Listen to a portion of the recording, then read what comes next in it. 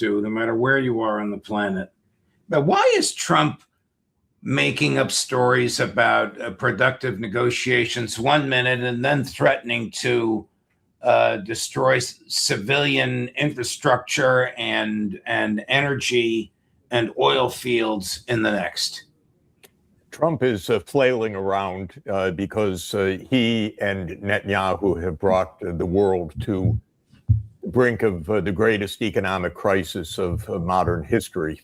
So Trump is partly delusional, of course, a nonstop liar, but a man who is trapped by his own absurdities and cruelties. He's a psychopath, and so is Netanyahu. And on that basis, they have been on a murder spree in Iran, dropping tens of thousands of bombs, killing innocent people, killing schoolgirls in mass murder. Israel is doing the same in Lebanon right now. And of course, none of this is leading to any of the political outcomes that were claimed. It's just leading to a spreading war and mayhem. The mayhem threatens to engulf the entire world. So if we end up within the next days or weeks in a global maelstrom that is just about to be irreversible because of the mass destruction of the energy and infrastructure of the Middle East, it will be two individuals to blame, Netanyahu and Trump. Given this, Trump struts and he preens and he lies and he confabulates and he contradicts himself within the paragraph, if not within the sentence, basically because he and his buddy Netanyahu have gotten the world into an absolutely unprecedented crisis. The reason that this is nearly irreversible is that we're not talking about the opening or the shutting of the Strait of Hormuz. We're talking about the physical destruction of the energy infrastructure that houses about 1/3 of the world's oil supplies. And it's completely vulnerable. These oil and gas fields and refineries and port facilities and pipelines are not built with anti-missile defense systems. They're sitting there and they're absolutely vulnerable to destruction. Some have already been destroyed. Every day that passes, more are being destroyed.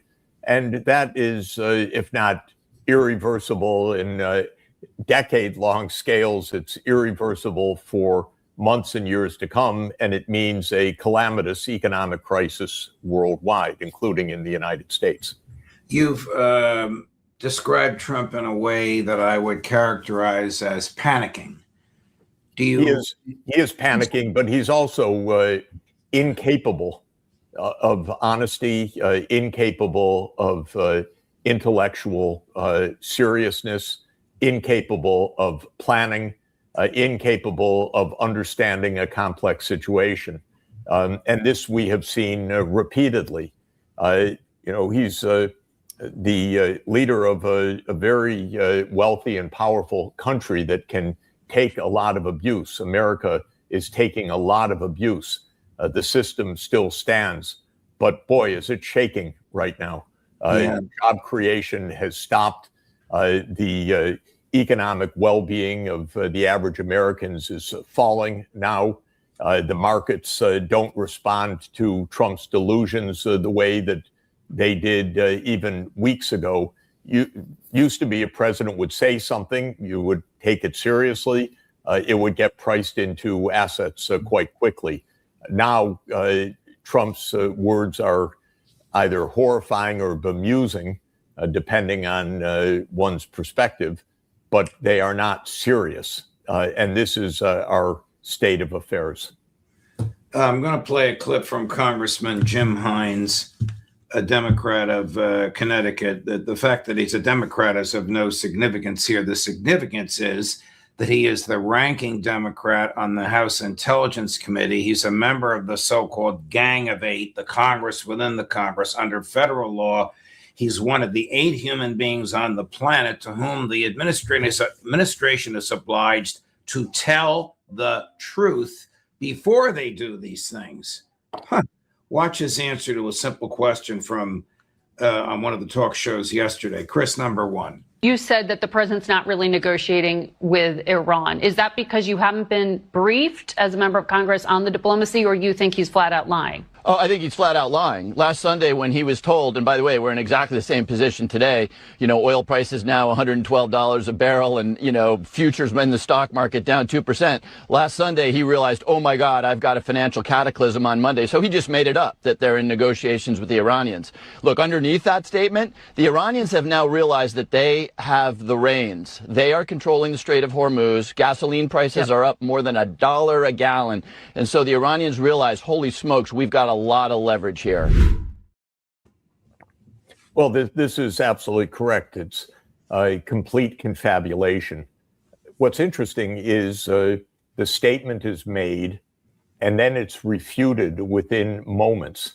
We have someone who can't even lie cleverly to disguise his tracks an hour at a time. What is strange, however, is the behavior of the journalists who take these questions seriously. Maybe they try to ask a follow-up, but they don't take seriously the fact that they are looking at someone who absolutely is lying to their face and perhaps is in a delusional state. This is a very interesting question, and I think a very important one.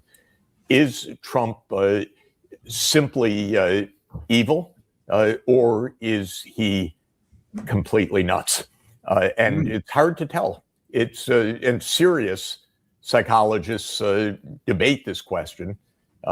He clearly is what they call a Machiavellian personality, which is a nice way of saying that he never tells the truth, that he's completely manipulative, completely untrustworthy. But a number of psychologists are now saying that he is delusional and confabulating. And admittedly, for us on the outside, it's a little bit hard to know which of these two is the case. But what is true is that none of these statements is true.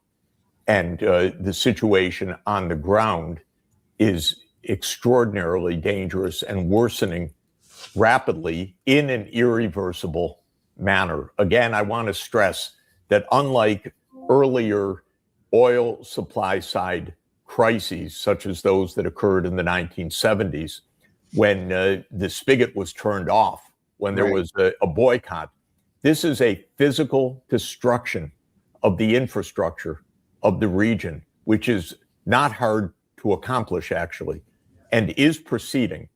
Now, Israel is, I don't think that Netanyahu is confabulating. I think he is just a fascist and absolutely ready to blow up the region and thinks that he can keep the United States on his side, so that every day or two, Israel is attacking core Iranian infrastructure. Sometimes the president says, well, I didn't know about it. That's possible because we have the most incurious, not intelligent person there who probably doesn't know. His briefings are 2 minutes long, we're told. He has no attention span. He has no knowledge, no awareness, and so forth. But Israel, in a way, they know what they're doing. They're creating chaos is what they're doing. They're dragging us along with this. Trump goes along merrily, making up whatever stories need to be made up by the hour to go along with this. Is Netanyahu panicking and maybe not showing it? Panicking, I think, just ready to continue to escalate and ready to continue to draw the United States into as big a war as possible. This has been his dream, the Great War. He's a megalomaniac. He is a fascist. He leads a fascist government. And there is no constraint on Netanyahu. I don't think he's panicking. I think he is a person without decency or any kind of restraint. And as long as the United States backs him up, which all presidents have done, but Trump does as with as great an allegiance as can be imagined, Netanyahu will continue on any path of escalation. So this is the point that we're on. And if the world is destroyed in this process, if the world economy is destroyed, so be it, if it means greater Israel. I'm going to play a clip from the president, which I think you've seen on Air Force One last night, in which he says that Iran has accepted most, and then he fumbles a little bit. It sounds like he may say all of the 15 points that the U.S. has offered. This is just such a profound untruth, but I'd like you to hear it. And then I'm going to ask you, what is there to compromise? But first, this clip, Chris, number 7. You had offered that 15-point plan to Iran. Did they ever come back with a they came back on the 15-point plan. Say? They gave us most of the points. Why wouldn't they? And you make it sound like they made some concessions. Can you identify those? Well, they're agreeing with us on the plan. I mean, we asked for 15 things, and for the most part, we're going to be asking for a couple of other things.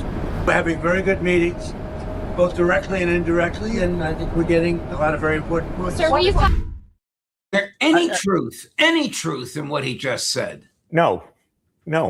And I think aside from the discussions we have, every other leader in the world is watching this and seeing that this is madness. This is out of control. This is unprecedented for an American president to behave this way.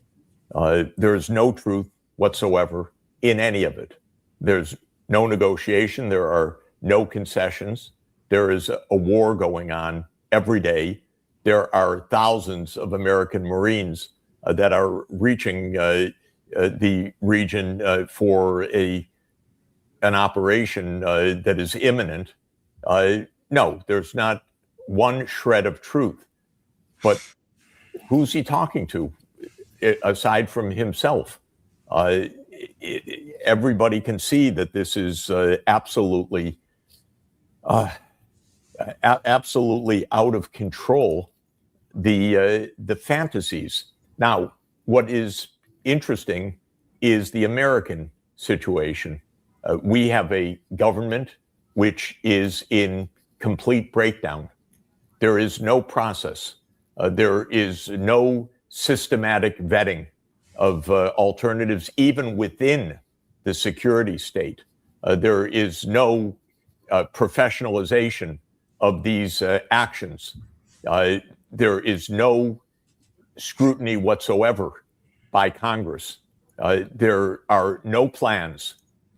And the American people are dead set against every single step that is happening right now, especially the imminent land operations, where a poll that I just saw said 6% of the public supports that, if I remember the number specifically, but that's what I recall. In other words, we are in a breakdown of a process. And these reporters shout questions, and Trump gives these absurd answers, and there is no seriousness at all. And well, we heard Congressman Hines. He said the president is flat out lying. Where are the rest of the grown-ups in Washington? Right. Where's the 25th Amendment? Where is some control before we have a worldwide, complete, irreversible catastrophe? How will the continued close of the Strait of Hormuz affect the average American? It's a combination of the oil not flowing through the Strait of Hormuz, but even more the destruction every day of refineries, pipelines, port facilities, gas fields, oil fields that will lead to the largest sudden decline of energy supply in history. This is happening right now.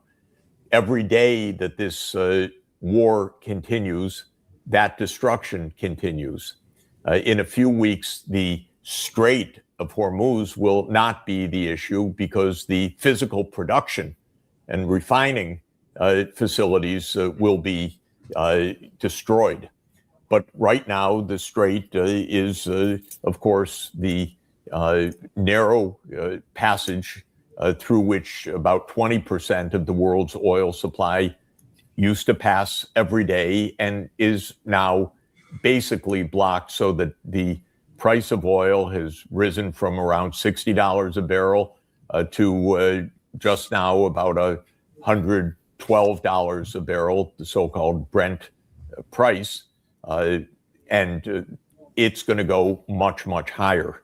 And every day that goes on, it will go higher. And if Trump carries out the threats, and I think it's very likely that we're going to see operations by these Marines, we're going to see continued attacks. Israel will continue to attack and be attacked. Then this cataclysm of a sudden collapse of the world energy supply, both oil and gas, will lead to a major economic catastrophe worldwide. And this has happened before, but this is a bigger one than in the 1970s, because the 1970s, again, was simply stopping the sale and shipment of oil and gas. This time, it's actually destroying the fields, the refineries, the ports, and the pipelines. And incidentally, we could have destruction of the desalination plants in a desert part of the world with the profound humanitarian consequences immediately following that throughout the region of the Middle East. How would hospitals operate without clean water? Well, we're already seeing that food supplies, even to famous leading cities in the United Arab Emirates, are off the shelves, gone. Basic shipments of daily needs stopped. This is already happening, but the escalation is also happening by the day. Right. Here's President Trump being asked if he knows about the tolls of the Strait of Hormuz. Watch this answer. Chris, number 6. The issue of the Strait of Hormuz and Iran control of it, charging tolls. What do you think about that? Well, I have to find out if it's true. I mean, you know, they're going to do whatever they have to do. We could close that up in 2 minutes. We could close that up so fast your head would spin. The first part, how could he not know that Iran is making a fortune on the tolls? And the second part, we could close it up so fast your head would spin, is just a schoolyard bravado. I don't even know what he could possibly be talking about. Well, that would make you and the president, because he doesn't know what he's talking about either. It absolutely, this is made up by the moment. This is not serious. This is not adult, which is the adjective that I like to use to think that the world should be run by adults for our survival.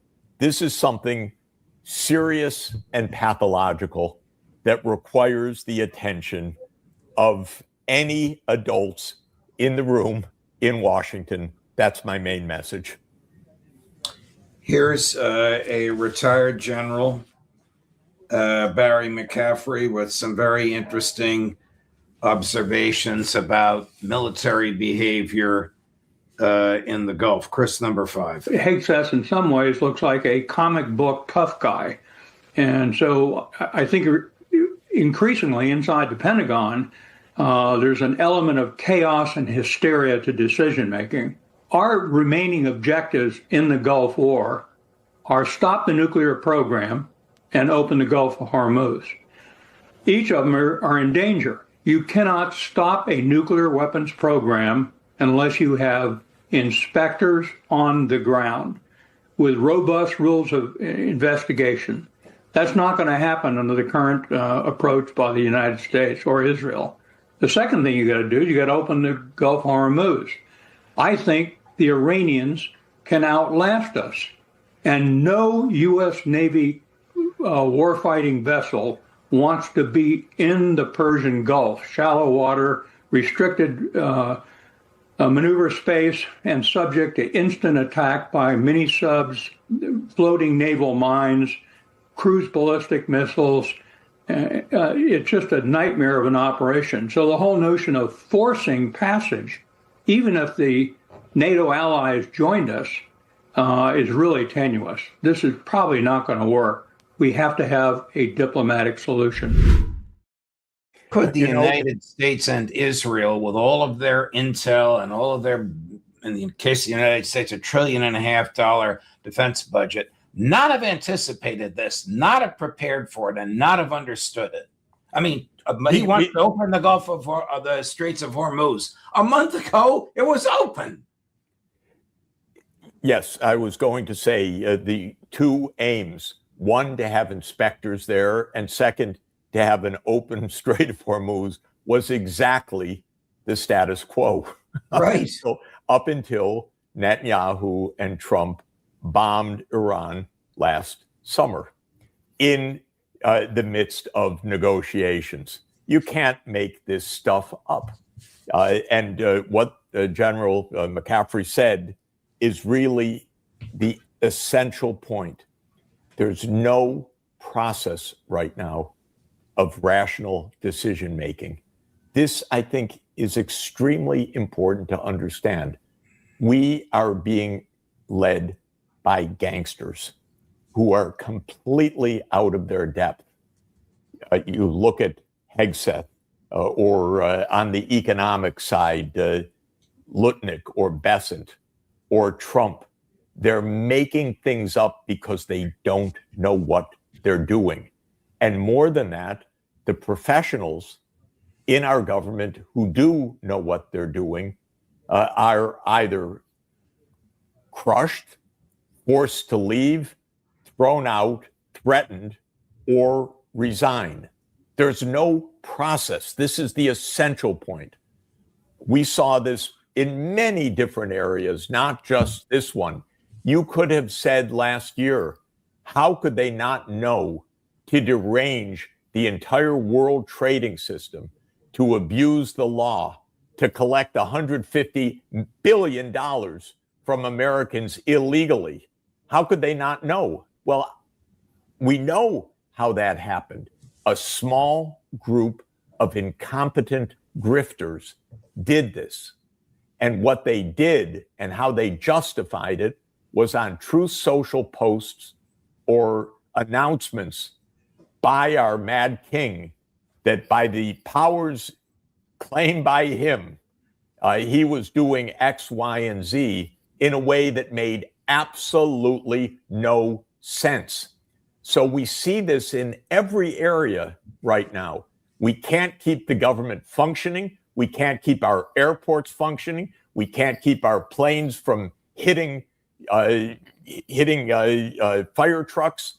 We can't keep Strait of Hormuz open, which was open for decades, because we go in with no plan whatsoever and have it closed.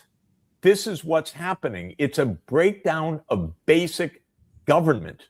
Right. And when the issue comes up, and this if anyone in Congress is listening, for God's sake, you can't say this isn't our business. It's your business. When the government collapses this way, it's your responsibility under the Constitution to address this. So this is not some daredevil plan. This is no plan. This is complete improv with the world. And we should stop this. We should stop this now.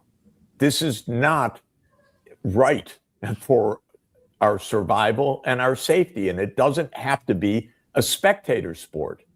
And to reporters who every day have the greatest inanity asking, what will Trump do next? This is the wrong question. What will we do next? What will we do next in our government? Not what will Trump do. We know what Trump will do. He'll lie, he'll confabulate, he'll improvise recklessly. There's no process here. So there needs to get under control this process by the people who are responsible for our government running according to law. And that includes the Congress. And that includes also the executive branch.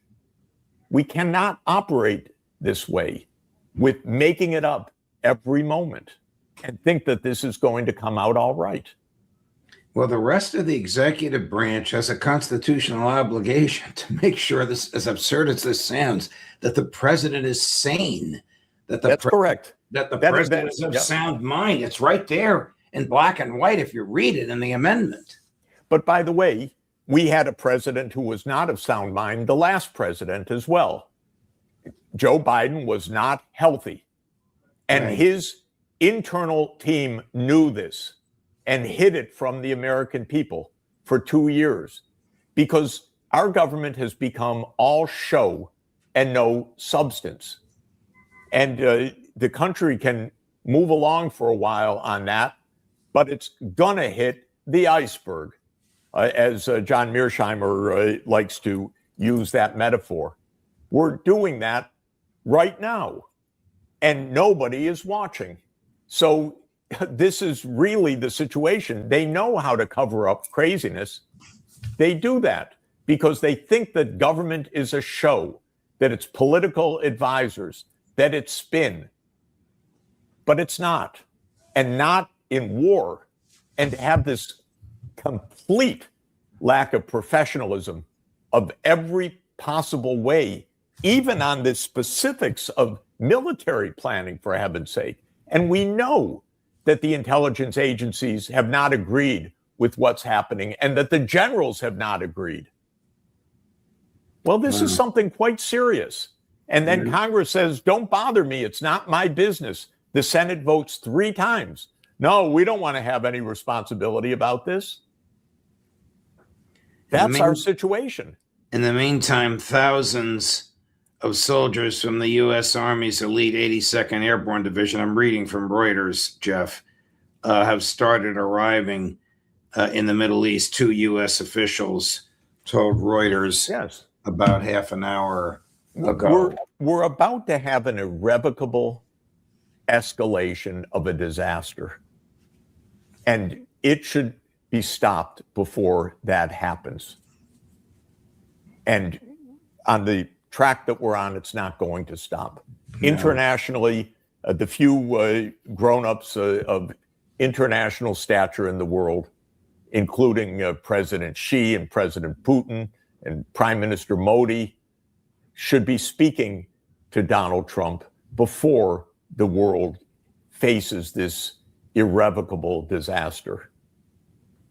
This is not how we should enter into chaos. Right. We know better. We know better right now. And this war should stop now. And a war criminal like Netanyahu never should have been anywhere close to power in his own country, but anywhere close to the United States. And by the way, the Americans have finally figured this out. Israel's been a disaster for us, and it's drawing us into a complete disaster right now. The Washington Post is reporting, this is all coming out while we're speaking, Jeff, that the Pentagon is preparing for weeks of ground operations in Iran to achieve what? to achieve a complete collapse of the world energy supply. That's all they can achieve. Right. And what the consequence of that will be for Americans is mass unemployment. And you think your living standards are in trouble right now, just wait a little while. I'm sorry to tell you, we've been through this before. This will be a catastrophe the way that this is going. Our government should stop. We should remember that we are a republic under a constitution. We should remember that America has representatives in Washington that urgently need to do their job, and that when the overwhelming majority of the American people say, no, we don't want to go this way, it is the responsibility of these people, however corrupted they've been by the campaign financing, by the military industrial complex, by the bribes, by whatever it is their most basic responsibility to attend to the needs of us, the American citizens, now, before it's too late. Thank you, Professor Sachs. Brilliant, articulate, passionate, factual as always. As unpleasant as all this is, you always illuminate it for us. Thank you, my dear friend. Thanks a lot. See you next week. Have a happy holiday to you and your family. We'll see you next week.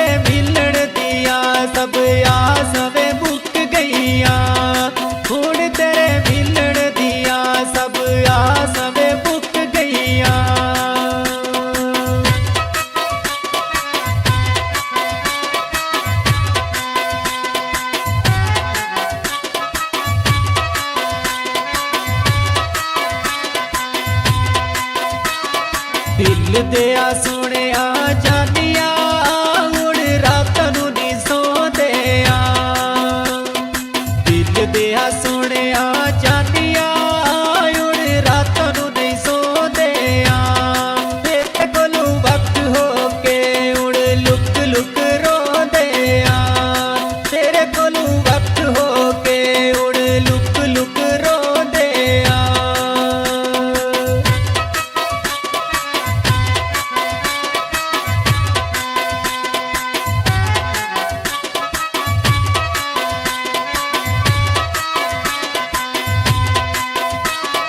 ਦਿਲ ਦਿਆ ਸੋਹਣਿਆ ਜਾਨੀਆਂ ਕੰਨ ਸਾਨੂੰ phone ਕੀਤਾ ਦਿਲ ਦਿਆ ਸੋਹਣਿਆ ਜਾਨੀਆਂ ਕੰਨ ਸਾਨੂੰ ਫੋਨ ਕੀਤਾ ਉਹਦਾ ਕਿਵੇਂ ਦੀ ਸ਼ਕਣਾ ਦੀ ਮੇਰੇ ਜਿਗਰ ਦਾ ਫੋਨ ਕੀਤਾ ਦਾ ਕਿਵੇਂ ਦੀ ਸ਼ਕਣਾ ਦੀ ਮੇਰੇ ਜਿਗਰ ਦਾ ਫੋਨ ਕੀਤਾ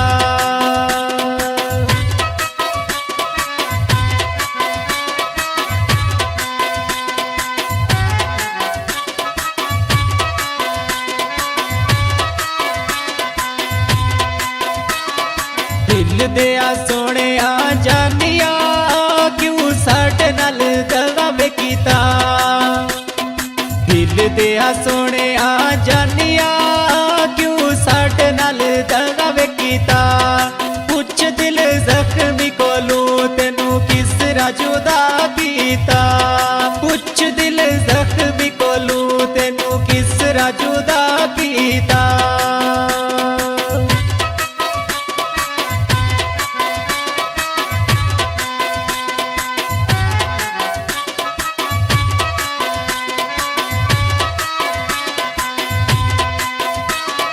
ਦਿਲ ਦਿਆ ਸੋਹਣਿਆ ਜਾਨੀਆਂ ਛੋੜਾ ਨਹੀਂ ਸਹਿ ਸਕਦਾ ਸੀ ਦਿਲ ਦਿਆ ਸੋਹਣਿਆ ਜਾਨੀਆਂ ਛੋੜਾ ਨਹੀਂ ਸਹਿ ਸਕਦਾ ਸੀ ਤੇਰੇ ਕੋਲੋਂ ਦੂਰ ਹੋ ਕੇ ਕਦੇ ਰਹਿ ਨਹੀਂ ਹੋ ਸਕਦਾ ਸੀ ਤੇਰੇ ਕੋਲੋਂ ਦੂਰ ਹੋ ਕੇ ਕਦੇ ਰਹਿ ਨਹੀਂ ਹੋ ਸਕਦਾ ਸੀ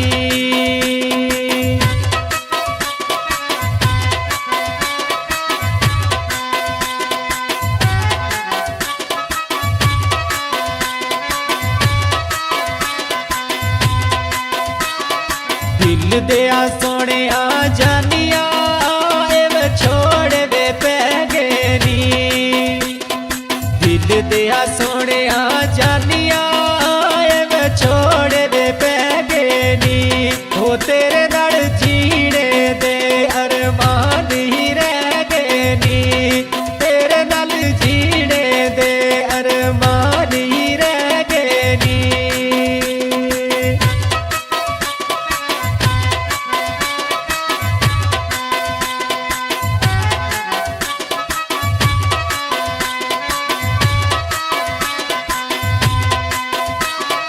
ਦਿਲ ਦਿਆ ਸੋਹਣਿਆ ਜਾਨੀਆਂ ਕਿੱਸਾ ਹੀ ਮੁਕਾ ਸਟਿਆ ਦਿਲ ਦਿਆ ਸੋਹਣਿਆ ਜਾਨੀਆਂ ਕਿੱਸਾ ਹੀ ਮੁਕਾ ਸਟਿਆ ਉਹ ਚੰਗੇ ਭਲੇ ਵਸਦੇ ਸਾਂ ਤਕਦੀਰ ਰੁਲਾ ਸਟਿਆ ਚੰਗੇ ਭਲੇ ਵਸਦੇ ਸਾਂ ਤਕਦੀਰ ਰੁਲਾ ਸਟਿਆ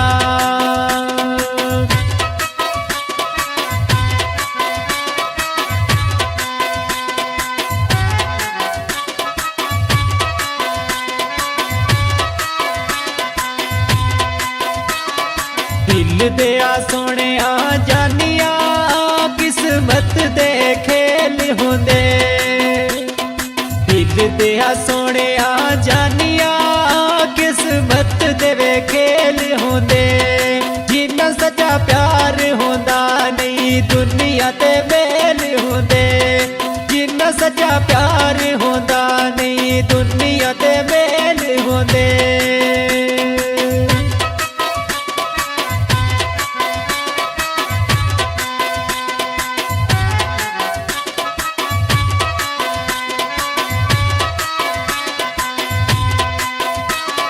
ਦਿਲ ਦਿਆ ਸੋਹਣਿਆ ਜਾਨੀਆਂ ਕੁਝ ਗੱਲੋਂ ਮਜਬੂਰ ਹੁੰਦੇ ਦਿਲ ਦਿਆ ਸੋਹਣਿਆ ਜਾਨੀਆਂ ਕੁਝ ਗੱਲੋਂ ਮਜਬੂਰ ਹੁੰਦੇ ਸੁਖੀ ਨਹੀਂ ਜਾਵੇਦ ਵੇਖੇ ਜਿਹੜੇ ਸੱਜਣਾ ਤੂੰ ਦੂਰ ਹੁੰਦੇ ਸੁਖੀ ਨਹੀਂ ਜਾਵੇਦ ਵੇਖੇ ਜਿਹੜੇ ਸੱਜਣਾ ਤੂੰ ਦੂਰ